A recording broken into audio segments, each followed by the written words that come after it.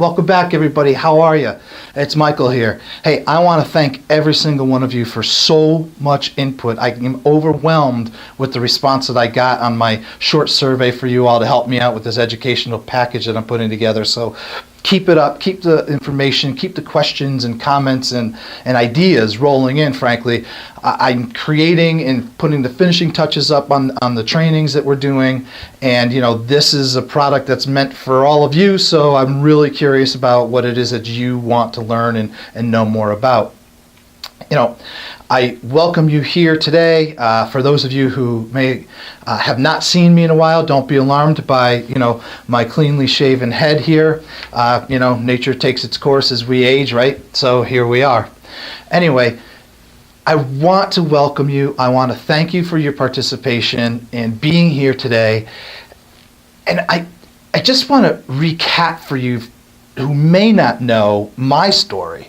You know, I started out as an attorney. I'm no longer practicing. I'm a recovering attorney now, as we like to say. And, you know, one of the things that I took on in my practice was the role of being fiduciary in one capacity or another, or just even acting as an attorney. It was always my belief that we have a fiduciary role and obviously standards of ethics to uphold, etc. And, you know, in doing that, I found myself working for and with dozens and dozens of people that I didn't know from a hole in the wall, right? So here I was, a young attorney, trying to make ends meet, trying to keep the lights on in my office, and I was being asked to make decisions and be responsive to or for multiple people that I've never met before that I don't know anything about. And I don't know about you, but I'm the kind of guy that, you know, takes that very seriously. And it's one of those things, but boy, it really ate at me. So I would lay awake at night and I'd be wondering, oh my gosh, where's Ellen today? Oh, I haven't heard from Scott in the last few days, or I haven't heard about Jimmy in the last few days. And I'm saying, what's going on with him? I'm so worried, I'm so nervous, and, you know, so my stomach's in knots, my hair is falling out, obviously, and, you know, trying to figure out how it is that I could better reach out and proactively care for the people that I'm mandated to serve. So I remember distinctly laying in bed one night and just thinking, boy, there just has to be a better way. There's got to be a better way for me to be able to reach more people on a more consistent basis.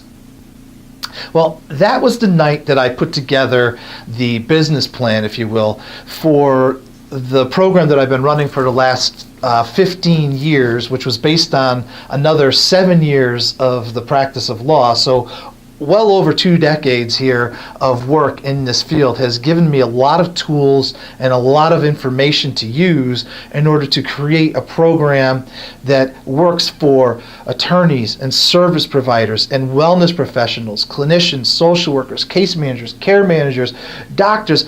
In fact, entire systems have adopted this program and have made it their own. I mean, I went from a negative $33,000 program to a 7-figure program that is being studied by 3 major universities.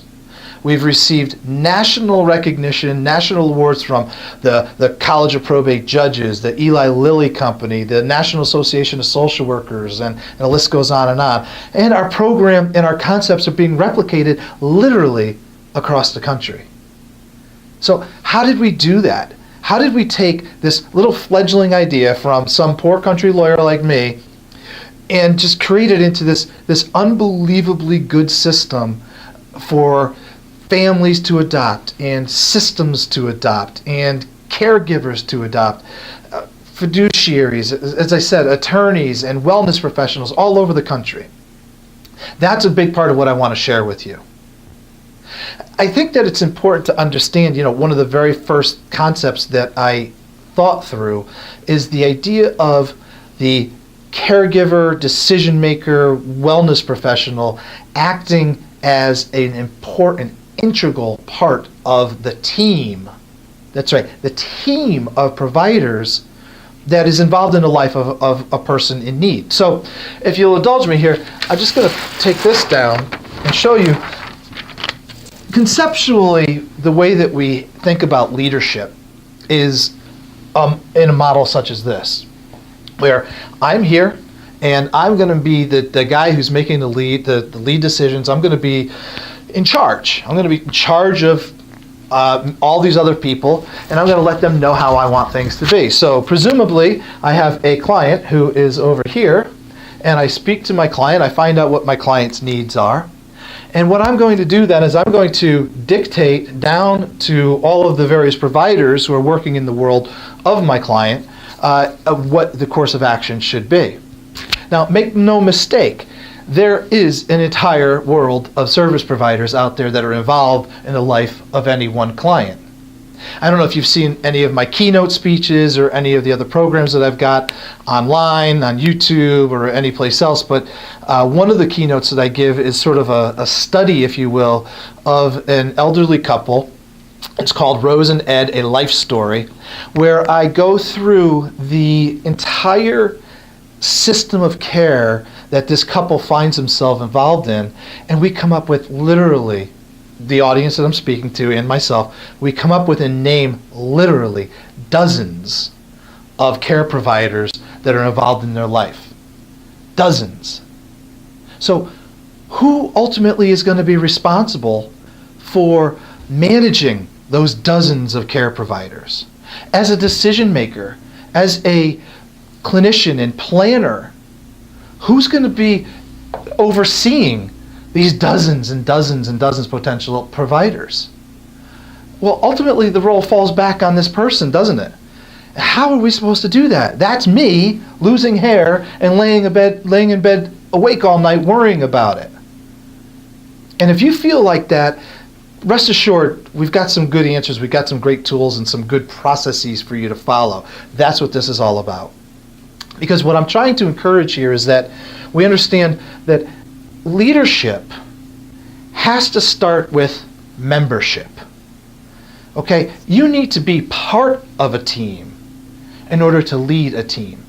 I wholeheartedly believe that. There is nothing in my office that I won't do if I expect somebody else to do it for me. I know how to take out the garbage. I know how to file the papers in all of our files. I know how to put the stamps on the mail. I know how to do everything. I can't expect others to do anything that I don't know how to do or won't know how to do. The concepts that we developed in our program are really quite simple.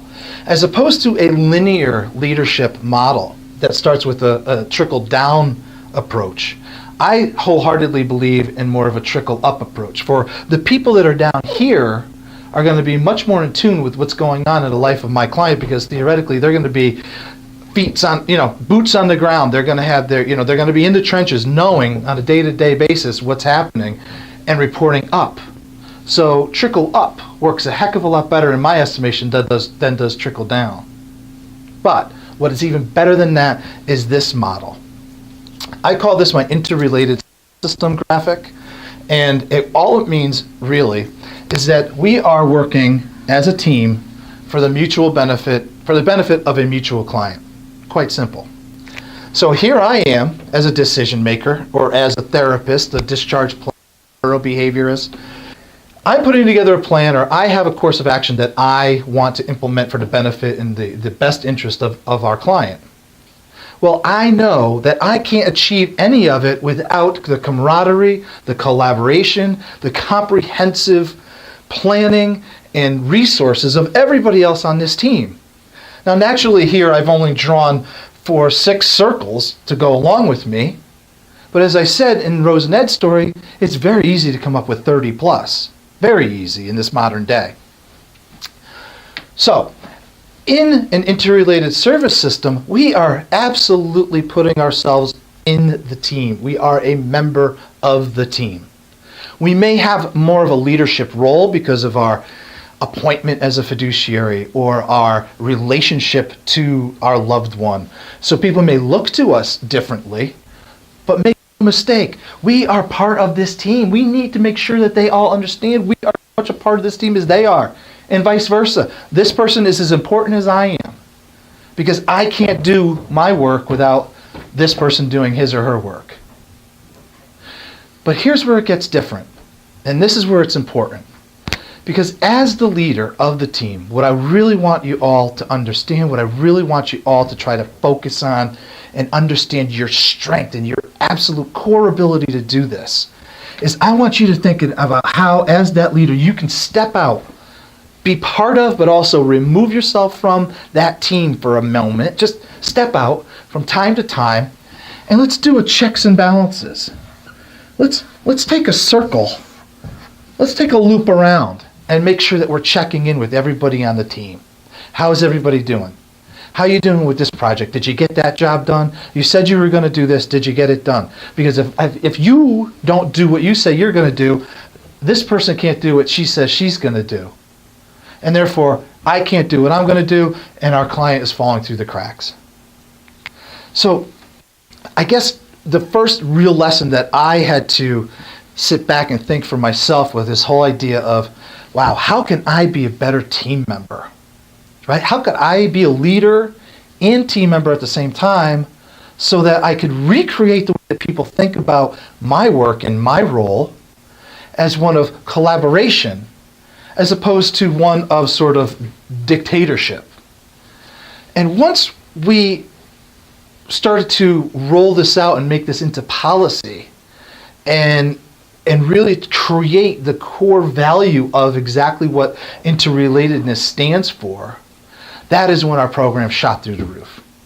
That is when we were picked up and adopted and grew and grew and grew, as I said, into a 7-figure business with people and interest, and we're going across the country talking about it. I'm so happy to meet so many of you from all over, well, the world, frankly, and the country, and I've been in discussions with thought leaders and some of the greatest people you already know in terms of leadership and success and things like this. So I want to bring to you more of these types of lessons.